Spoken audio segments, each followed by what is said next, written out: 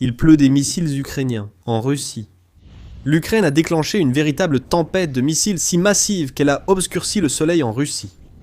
Les bases brûlent. Un paysage d'enfer s'est formé à travers toute la Russie.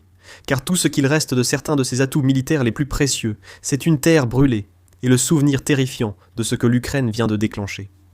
La machine de guerre de Poutine a été déchirée alors que l'Ukraine a frappé tout, des usines de missiles aux usines de drones.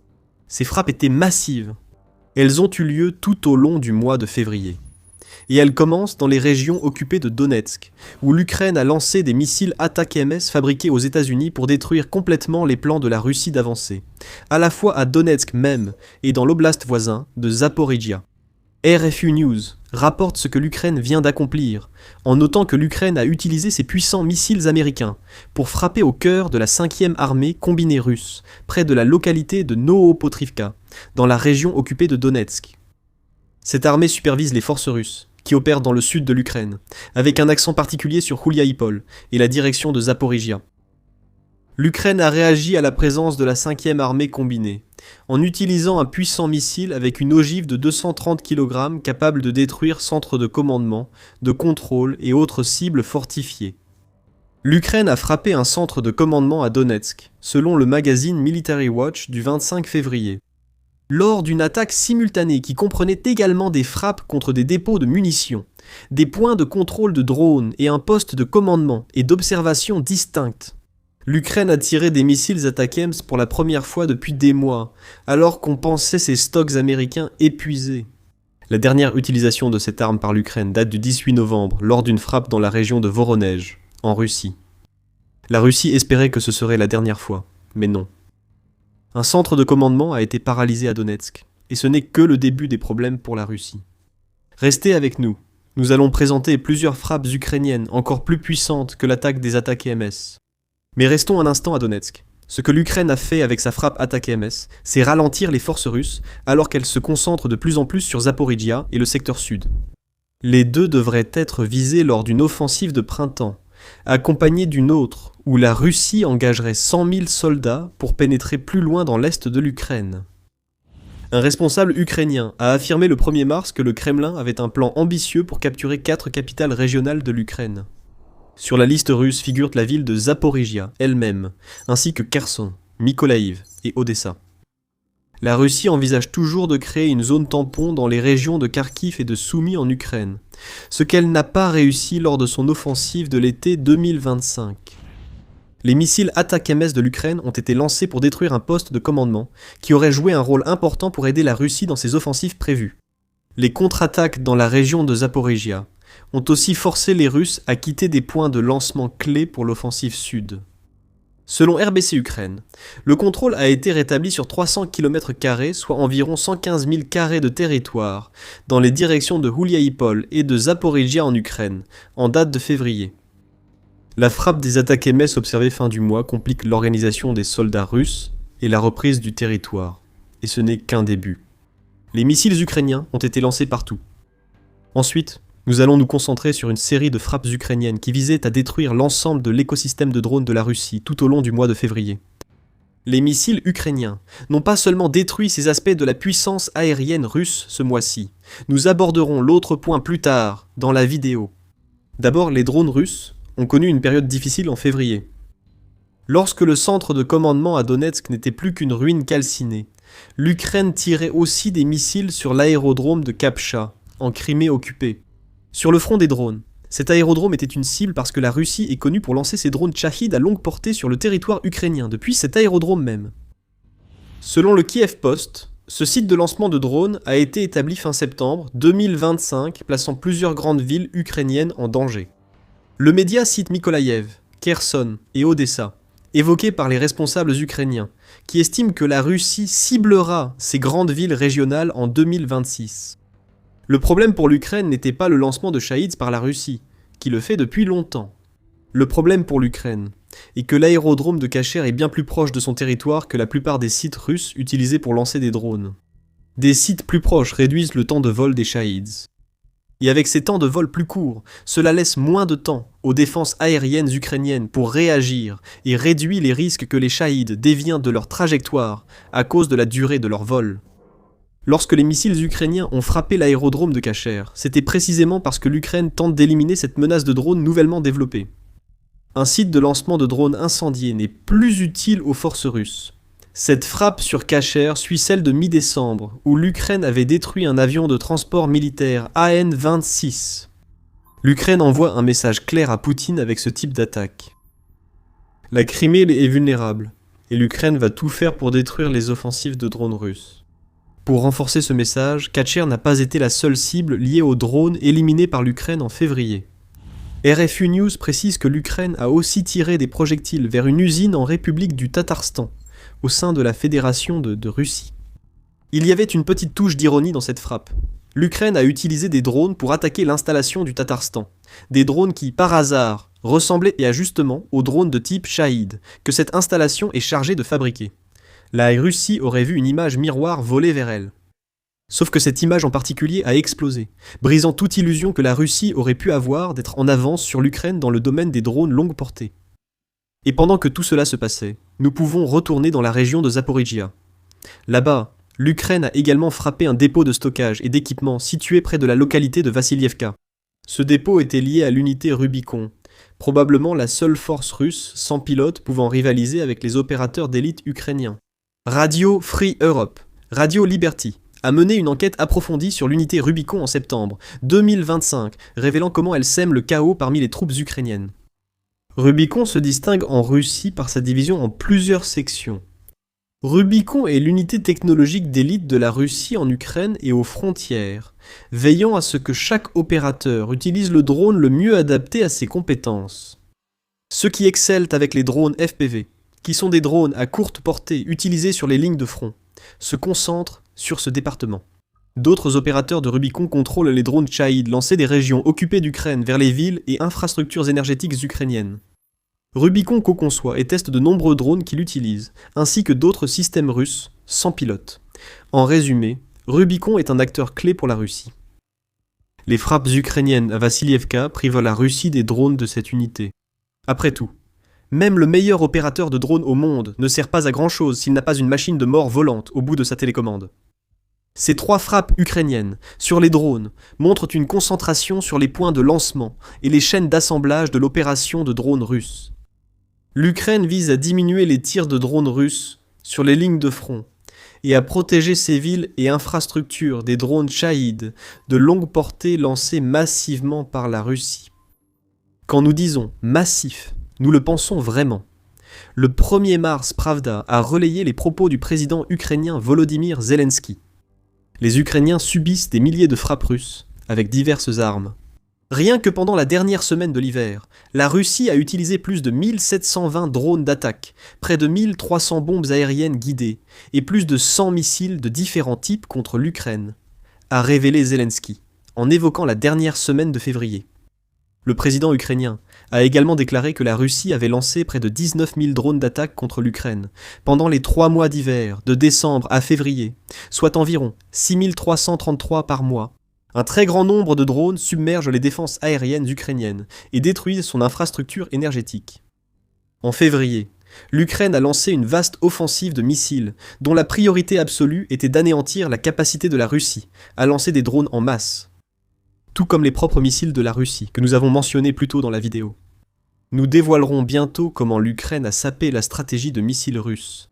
Avant cela, petit rappel, vous regardez The Military Show. Si vous n'êtes pas encore abonné, c'est le moment idéal pour cliquer sur ce bouton afin de rester à la pointe de l'actualité. Ensuite, nous nous rendons à l'usine de Votkinsk, située dans la République d'Oudmourtie, à environ 1400 km de l'Ukraine. Vladimir Poutine pensait l'usine en sécurité. Peu importe à quel point l'Ukraine se défendait bien sur son propre territoire, elle n'aurait jamais ce type d'armes. Cela ne pouvait pas seulement parcourir près de 1500 km pour atteindre Votkinsk, mais pouvait aussi le faire tout en étant capable de frapper directement une installation responsable de la construction. Des missiles balistiques, Iskander-M, hypersoniques, Oreshnik et d'autres projectiles dévastateurs que la Russie utilise contre l'Ukraine depuis le début de l'invasion brutale de Poutine. Poutine avait tort, l'Ukraine a le Flamingo. Et vers la fin du mois de février, cet hybride incroyablement puissant de technologie de drones et de missiles a pris son envol. 1400 km, ce n'était rien pour une arme qui a une portée de 3000 km. Et une fois que les missiles Flamingo de l'Ukraine sont arrivés à l'usine de Votkinsk, ils ont frappé avec une fureur immense, du genre que seule une arme transportant une ogive de 1150 kg, soit plus de 2530 livres, peut délivrer. Votkinsk n'avait aucune chance.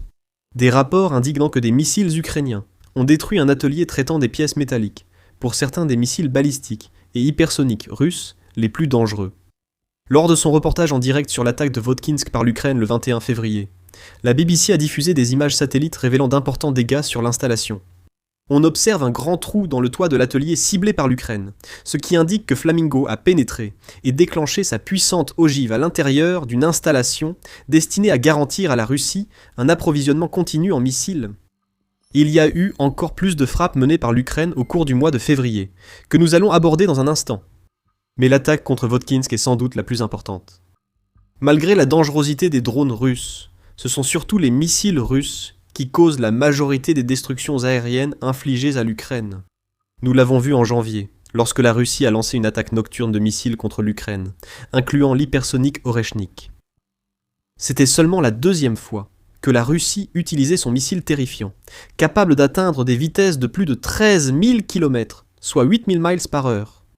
Et c'était un rappel dévastateur que, malgré toutes ces nombreuses failles et erreurs stratégiques en Ukraine, la Russie possède toujours des missiles extrêmement puissants capables de causer d'énormes dégâts. La Russie a aussi accru ses frappes de missiles contre l'Ukraine.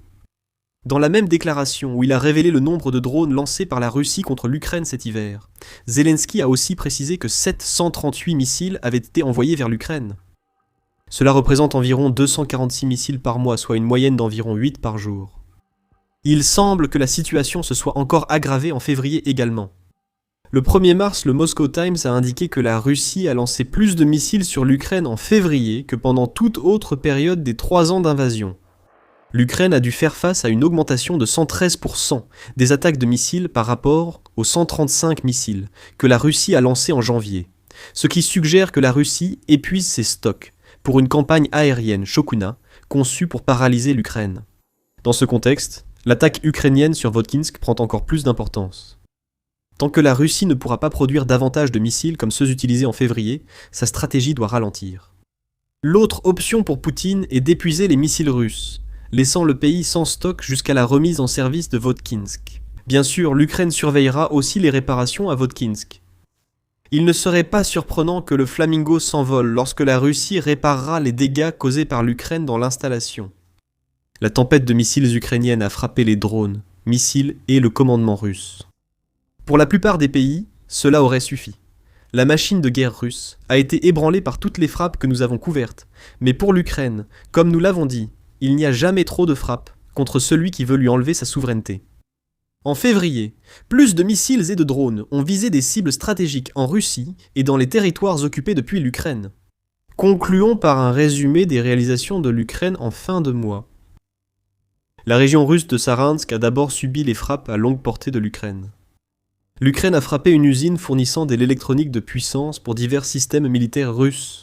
Après de précédentes frappes ukrainiennes ayant déjà mis l'usine Progress de Tcheboksary hors service, celle-ci a de nouveau été laissée en flammes.